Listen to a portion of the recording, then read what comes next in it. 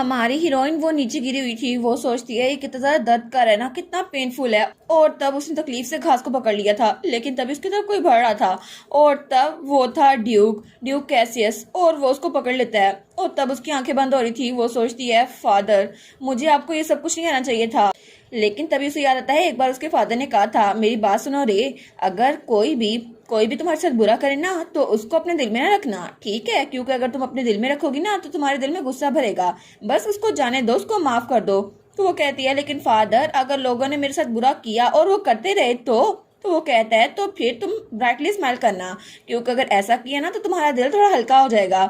और तब वो सोचती है मुझे लगा था कि मुझे उनकी बात समझ नहीं आ रही कि फादर ने इतने डिफिकल्ट वर्ड क्यों किए हैं, लेकिन शायद मुझे उनकी इंटेंशंस का पता था, क्योंकि जब हमारा ड्यूकडम पूरा जल रहा था और मुझे उनके साथी वहां जंगल में छोड़ने आए थे और उन्होंने कहा था प्लीज प्लीज आपको जिंदा रहना होगा, ड्यूक की लास्ट विश के लिए आपको जिंदा रहना होगा यंग लेडी, और प्लीज भूल जाएं जो कुछ भी हुआ है, आपके फादर आपकी जान बचाना चाहते हैं, इसलिए आपको यहीं पे रहना होगा, आप वहां नहीं जा सकती। तो रोते हुए कहती है नहीं, ये सारी मेरी गलती थी, प्लीज फादर आप वापस आ जाएं, मैं ये दोबारा नहीं कहूंगी, आपने कोई गलती नहीं की थी, ये सारी मेरी गलती थी।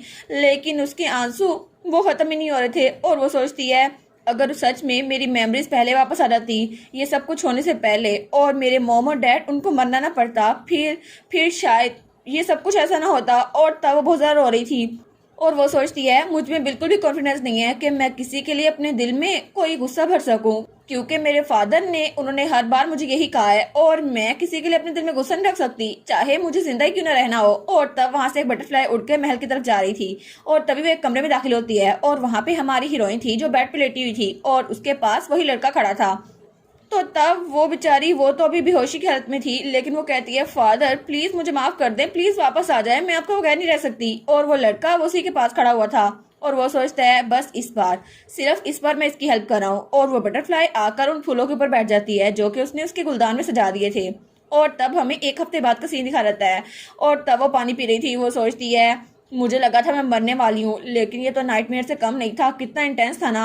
और मैंने कभी सोचा नहीं था कि ड्यूक एक बार फिर से मेरी जान बचाएगा, लेकिन उसने ना सिर्फ मेरी जान बचाई बल्कि उसने तो मेरे लिए एक प्राइवेट रूम भी बुक कर दिया और उसने कहा कि मैंने फर्स्ट एड किट दे दी है और बाकी का काम तुम लोग करो। मुझे लगा था कि मुझे उसका थैंक यू बोलना चाहिए, लेकिन उस दिन लॉर्ड कैसियस वो तो पर्सनली मुझे विजिट करने के लिए आए थे और उसके बाद उनका दरवाजा यहीं पे रुका था। उसने कहा था आपने हमें पहले जो इन्फॉर्मेशन दी थी ना उससे हमें बहुत ज्यादा फायदा हुआ है, तो आप हमें और इन्फॉर्मेशन दे। और वो तो रोने वाली हो गई थी। वो सोचती है लेकिन मैं कैसे कर सकती हूँ।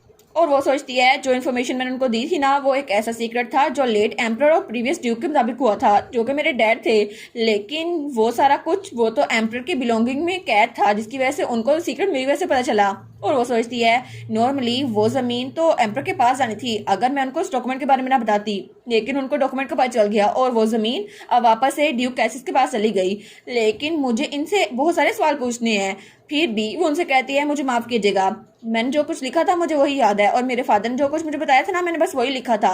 और वो सोचती है मैं तो बस मुश्किल से जिंदा रह रही हूँ, आखिर मैं किसी की हेल्प कैसे कर सकती हूँ।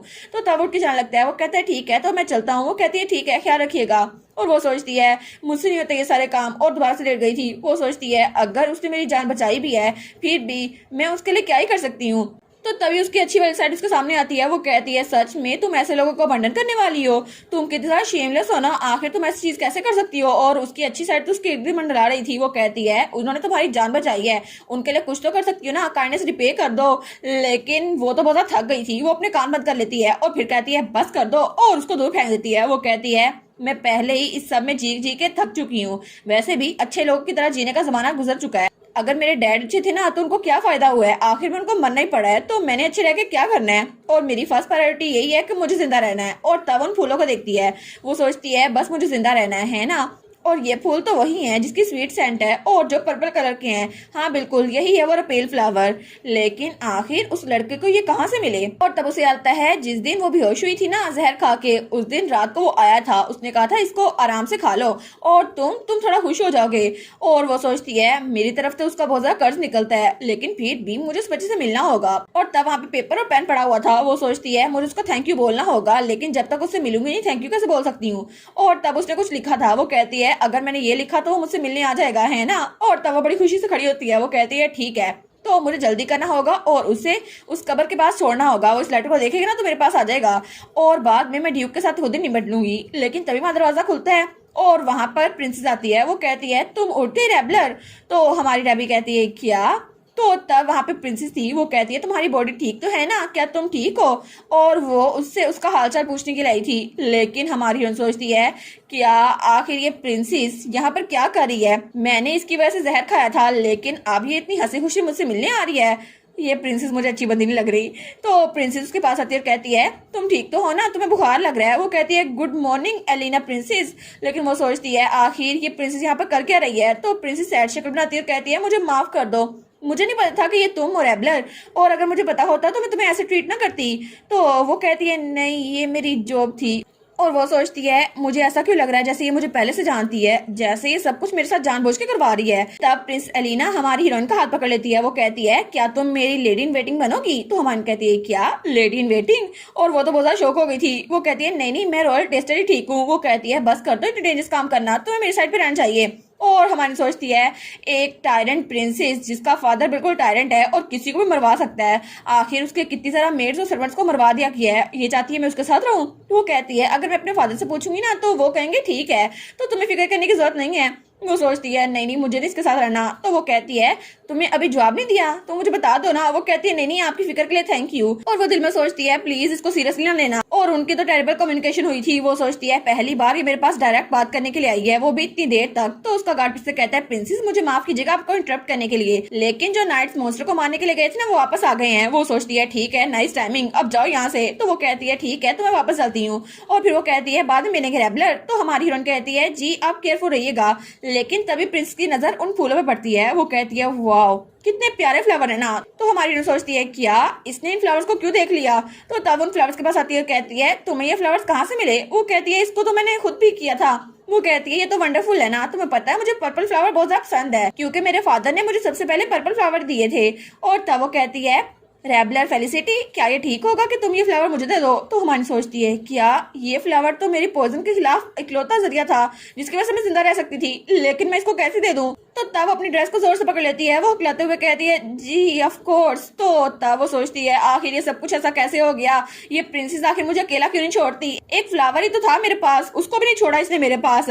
और तब हमें कुछ दिनों बाद का सीन दिखा जाता है और उसके गुलदान में सिर्फ एक फ्लावर बच गया था। वो सोचती है सच में उसे जो चाहिए ना उसने वो सारे ले लिए, मेरे पास सिर्फ एक बचा हुआ है। पहले तो दो दिन बाद आती थी मेरे पास और कहती थी रेबलर तुम्हारे पास और फ्लावर हैं, और मेरा तो पानी पीना मुश्किल हो जाता था। लेकिन बाद में मैं तो जब कमरे से बाहर जाती थी ना तो नोट छोड़ के चल जाती थी कि तुम नहीं थी ना तो मैं थोड़े से फ्लावर्स और ले गई हूँ, तुम्हारी दोस्त अलीना। लेकिन वो तो एक चोर हुई ना और इस रेट पे तो ये आखिरी फ्लावर भी वो ले जाएगी, मुझे इसे छुपा के रखना होगा। और तब वो सोचती है मैंने वो लेटर लिखा था लेकिन अभी तक उसका कोई जवाब नहीं आया, शायद वो उस कबर के पास आया ही नहीं है। अब मैं यहाँ पे नहीं रुक सकती, मुझे जाके खुद चेक करना होगा। तो तब वहां से गुजर रही थी, लेकिन तभी एक कमरे में जो स्पाई जख्मी होकर आए थे ना उनकी मरहम पट्टी चल रही थी। और वो सोचती है अब मैं क्या करूं, मैं यहाँ से बाहर तो नहीं निकल सकती। तो तभी वहां पर एक नर्स और डॉक्टर था। वो कहते हैं इसका इलाज करना मुश्किल है लेकिन क्या हम इसको फर्स्ट एड किट दे दें। वो कहता है जी इसके फर्स्ट एड किट दे दी गई है लेकिन फिर भी इसके बॉडी में जहर फैल रहा है और हम उसको ठीक नहीं कर सकते जब तक कोई हाई प्रेशर रहता। तो वो कहती है सच में। तो हमारी सोचती है लगता है कि मॉन्स्टर ने बहुत सारा अटैक किया है, इस वजह से इनको इतना सारा डैमेज हुआ है, लेकिन फिर भी मुझे यहाँ से जाना चाहिए। लेकिन तभी वो नर्स कहती है ये तो एक कॉमनर है, हमें इसका इलाज करने की जरूरत नहीं है। तो वो कहता है सच में, फिर तो हमें किसी और पेशेंट के पास जाना चाहिए। और तभी किसी और के पास आती है तो वो दोनों उठते हैं और वहां चले जाते हैं। तो हमारी सोचती है क्या, और तभी वो उस पेशेंट के पास आती है, वो उसको देखती है। वो सोचती है इसके दिल के पास तो पॉइजन पहुंचने वाला है और अगर मेरे पास जो फ्लावर है मैं इसको दे दूं तो इसको बचा सकती हूँ, है ना। और वो सोचती है ऑनेस्टली मैं तो इससे दूर जाना चाहती थी, इसको देखना नहीं चाहती थी, लेकिन फिर भी मैं इसको इग्नोर नहीं कर सकती क्योंकि इसकी हालत सेम टू सेम मेरी तरह है, जैसे मैंने पॉइजन लिया था ना इसको भी पॉइजन दिया गया है। लेकिन वो सोचती है ठीक है आखिर में ये फ्लावर भी तो उसने चोरी कर ही लेना था उस प्रिंसेस ने। तो तब उस फ्लावर की पत्तियां तोड़ने लगती है और तब वो उस पेशेंट के पास आती है। वो कहती है ये फ्लावर तो वैसे भी 2 दिन में मुरझा ही जाएगा तो मैं इसको दे देती हूँ। वो कहती है कि तुम इसको खाओगे ना तो पॉइजन का असर खत्म हो जाएगा, अपना मुंह खोलो। और तब उसके मुंह में वो फ्लावर डाल देती है। वो कहती है हाँ हाँ बिल्कुल ऐसे खाते रहो। और तब वो सोचती है ठीक है मैंने इसको अपनी लाइफ दी है, ये एक तरह से मेरी लाइफ ही थी। और तब उसे कहती है जब तुम ठीक हो जाओ ना तुम्हें मेरा फेवर लुटाना होगा, ठीक है। और तब वहां से जा रही थी। वो कहती है आई होप तुम जिंदा बच जाओ। और वो पेशेंट वो उसको जाता हुआ देखता है। और तब थोड़ी देर बाद हमारी हीरोइन अपने कमरे में वापस आ गई थी। वो सोचती है बस मैं तो अपनी लिमिट पे पहुंच चुकी हूँ, मुझे नहीं पता था मैं थोड़ा सा चली हूँ और इतना ज्यादा मुझे नॉशियस फील हो रहा है, मुझे तो चक्कर आ रहे हैं। और वो तो पूरे 6 घंटे चली थी, वो शॉर्ट ब्रेक नहीं थी। लेकिन वो सोचती है ठीक है मुझे अपने आप को इतना पुश नहीं करना चाहिए, लेकिन वर्थ इट तो था ना। मैं उस कबर के पास गई और वो लेटर वहां से गायब था, इसका मतलब है कि उसने उस लेटर को देख लिया था। लेकिन प्रिंसेस फिर से मेरे पास आई थी और उसने कहा था तुम्हारे पास कोई फ्लावर बचा है, तो मैंने तो उसको वो गुलदान दिखा दिया था, देखो ना इसमें इंसेक्ट ने अंडा दे दिए, अब कोई फ्लावर नहीं बचा। वो कहती है अच्छा। लेकिन तभी बालकनी से कोई उसके कमरे की तरफ बढ़ रहा था। वो सोचती है आज तो मुझे रेस्ट करना चाहिए ना, वैसे भी मैं अपनी एनर्जी कल यूज कर लूंगी। लेकिन तभी दरवाजा खुलता है और वहां से वही बच्चा आता है। वो कहती है क्या अब यहाँ पे कौन आ गया? लेकिन जब उसको देखती है वो कहती है तुम आ गए। और वो बच्चा वो जल्दी से हमारी उनके पास आता है और उसको पीछे धक्का देता है। वो कहता है मुझे बताओ आखिर तुम मेरे बारे में क्या सीक्रेट जानती हो? और वो तो उसको बहुत धमका रहा था, तो तब वो तो बड़ा गुस्से में हुआ था। वो सोचता है आखिर इसको मेरे बारे में सीक्रेट पता कैसे चल गया। लेकिन हमारी हीरोइन स्माइल कर कहती है तुम आ गए, अच्छा हुआ ना तुम आ गए। और वो तो बड़ी खुश थी, तुमने मेरा लेटर पढ़ लिया ना। और तब वो कहती है तुम कैसे थे? और तब उस लेटर में लिखा था थैंक यू मेरी जान बचाने के लिए, मुझे तुम्हारा सीक्रेट पता है, अगर तुम्हें जानना है ना तो मैं तुम्हें बता दूंगी। और तब उसे कहती है मैं तो बड़ी ज्यादा खुश हूँ कि तुम मुझसे मिलने आ गए। लेकिन वो सोचता है क्या इसने मुझे ट्रिक किया, इसको कुछ नहीं पता था। वो कहती है मुझे माफ कर दो ना, तुम आ नहीं रहे थे, तुम सरप्राइज हो गए। तो तब वहां हंसने लगता है, लेकिन वो उसको पकड़ लेती है। वो कहती है प्लीज मत जाओ ना। वो कहता है मुझे छोड़ो। तो वो कहती है मैं तुम्हें छोड़ दूंगी ना, पहले मेरी रिक्वेस्ट तो सुन लो। वो कहता है तुम्हें क्या लगता है मैं तुम्हें नीचे नहीं गिरा सकता? वो कहती है गिरा तो दोगे ना, लेकिन मेरी जान तुमने बचाई है, आखिर जिसकी जान तुमने बचाई है उसको दोबारा कैसे मार सकते हो? वो कहता है अच्छा ठीक है मुझे बताओ। तो तब वो कहती है थैंक यू मेरी जान बचाने के लिए, लेकिन तुम्हारी वजह से मैं बच गई, तुम तो मेरे सेवियर हो ना, और मैं सच में तुम्हें थैंक यू बोलना चाहती थी खुद से मिलकर। तो वो कहता है अच्छा। वो कहती है इसके अलावा मेरे पास एक सवाल भी है, आखिर तुम्हें वो फ्लावर्स कहाँ से मिले थे? असल में वो सारे तो सारे चले गए हैं, अब मुझे और लेने हैं। तो वो कहता है मैं तुम्हें बता देता हूँ। वो कहती है नहीं मैं तुम्हारा हाथ नहीं छोड़ूंगी अगर तुम भाग गए तो। वो कहता है मैं भागूंगा नहीं। वो कहती है ठीक है अपना हाथ तो पकड़ने दो ना। वो कहता है अच्छा ठीक है। और तब उसने उसका हाथ पकड़ लिया था, तो तब उसका हाथ पकड़ के आगे जा रही थी। वो कहती है ठीक है अब चलो चलते हैं, तो मुझे बताओ फ्लावर्स कहाँ पर है। और उसके बाद वो लोग जंगल में आ गए थे। और तब वो उसको कहता है देखो हम लोग यहाँ पे पहुंच गए। वो कहती है एक मिनट रुको, सही मुझे तो सांस चढ़ गया, इतने सारा भाग के आई हूँ ना मैं। लेकिन तब तक उसने इसका हाथ पकड़ा हुआ था। तो तब वो वहां पर देखती है तो वहां पे बहुत ही ज्यादा रपेल फ्लावर्स थे। वो कहती है नो वे, सच में यहाँ पे तो इतने ज्यादा फ्लावर्स हैं ये तो कभी खत्म नहीं होंगे, और ये तो उन फ्लावर्स की पैराडाइज है, और यहाँ पे कितने ज्यादा है ना। और तभी वो उसको गले लगा लेती है। वो कहती है थैंक यू सो मच, तुम तो मेरे एंजल हो ना। वो कहता है क्या एंजल? वो कहती है हाँ तुमने मेरी जान बचाई थी और तुम्हारी वजह से मैं जिंदा हूँ, तो अगर तुम्हें कभी भी जरूरत पड़े तो मुझे बता देना, मैं तुम्हारी गार्डियन एंजल बन के रहूंगी और अगली बार मैं खुद तुमसे मिलने आऊंगी, ठीक है? तो बस मेरा इंतजार करना। और तब उसके कान के पास कहती है अगर कुछ भी हो ना तो तब प्लीज मुझे अपना नाम बताना प्रिंस। तो वो कहता है क्या तुम्हें कैसे पता? तो हमारी हीरोइन कहती है जैसे तुम्हें पता था ना कि मेरी फैमिली का नाम फेलिसिटी है, बिल्कुल सेम टू सेम वैसे ही मुझे पता है कि तुम एक प्रिंस हो, और मुझे तो इसके अलावा भी बहुत कुछ पता है, और अगर तुम्हें कभी भी मेरी जरूरत पड़ी ना तो मुझे बता देना, क्योंकि मैं तुम्हारे साथ सारी इन्फॉर्मेशन शेयर करूंगी जो मुझे आती है। और तब सीन शुरू होता है और हमें अगले दिन का सीन दिखा रहता है, और हमारी हीरोइन वहां पर कुछ खा रही थी। वो कहती है एक दिन के रेस्ट के बाद मुझे फिर से वही काम मिल गया, लेकिन आखिर यहाँ पे शोर क्यों मच रहा है? और मेड्स वहां पे सामान उठा के रख रही थी। वो कहती है सिटीजन के गिफ्ट आ चुके हैं। वो कहती है जी। वो सोचती है अच्छा तो ये इसका मतलब है सारे सिटीजन ने गिफ्ट भेजे हैं, लेकिन उन्होंने तो कॉमन लोग के बारे में कुछ सोचा ही नहीं, पता नहीं वो कैसा होगा जिसका मैंने इलाज किया था। लेकिन तभी वो वहां पर फूड टेस्टिंग कर रही थी। वो सोचती है मुझे तो यही करना है ना, और कम से कम मुझे वो फूल मिल गए, अब मैं सुबह भी खा के आई हूँ और मैंने इमरजेंसी के तौर पे अपने पास भी रखा हुआ है ताकि अगर इसमें जहर निकला ना तो मैं खा सकूं। चलो अच्छा हुआ।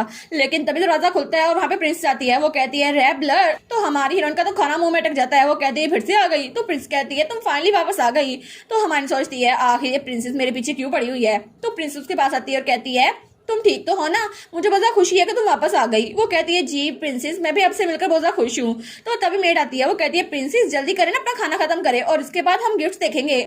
वो कहती है मैं रेबलर के साथ बात तो कर लूँ ना फिर करेंगे। तो तब हमारी हीरोइन तो बहुत ज्यादा अनकंफर्टेबल हो रही थी। वो सोचती है मैं तो इसकी दोस्त भी नहीं हूँ ना, पता नहीं मुझे इतना अनकंफर्टेबल क्यों कर रही है। तो तभी प्रिंस थोड़ा पीछे होती है। वो कहती है अच्छा तुमने दोबारा से वही काम शुरू कर दिया, तुम फिर से पॉइजन टेस्टर बन गई हो। वो कहती है जी मैं तो वही हूँ। तो वो कहती है तुम सच में मेरी लेडी इन वेटिंग नहीं बनना चाहती? तो हमारी सोचती है मैं कभी भी इसकी लेडी अटेंडर नहीं बनूंगी, आखिर मैं इसकी मेड बन के करूंगी क्या। और मुझे नहीं बताया इसकी मेड। तो वो कहती है प्रिंसेस असल में मुझे ये जॉब जरा पसंद है कि मैं आपको प्रोटेक्ट करूं, मैं सच में चाहती हूँ कि आपको प्रोटेक्ट करूं, मुझे इसी जॉब से खुशी मिलती है। तो मेड्स आपस में बातें कर रही थी। तो तब वो कहती है प्लीज क्या आप मेरी रिक्वेस्ट को सुनेंगी, प्लीज ना मेरी बात सुन लें। तो प्रिंस कहती है रेबलर सच में अगर ऐसा ही है तो हम लोग दोस्त बन सकते हैं। तो पीछे से मेड्स कहती हैं क्या आप इससे दोस्ती करेंगी। तो हमारी सोचती है हैं मैंने तो नहीं चाहा था ये।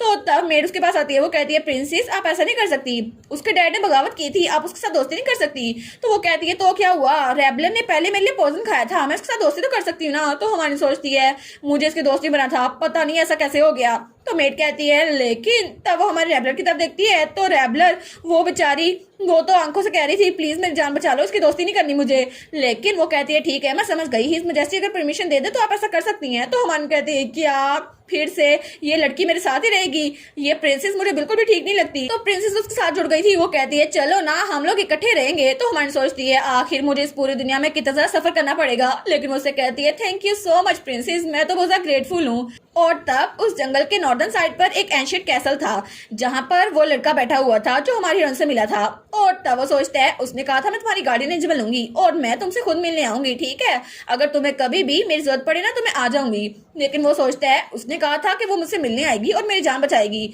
लेकिन आखिर वो कब आने वाली है। और वो तो हमारी हीरोइन का इंतजार करी जा रहा था। और इसी के साथ ये वाला पार्ट यहीं पर ख़त्म। तो आप लोग बताइएगा आप लोग को ये पार्ट कैसा लगा, और वीडियो को लाइक और चैनल को सब्सक्राइब लाजमी कीजिएगा। बाकी वीडियोस का लिंक भी स्क्रीन पर नज़र आ रहा होगा तो काइंडली उनको भी चेकआउट कर लें। और thank you so much for watching my videos. Stay safe, bye bye.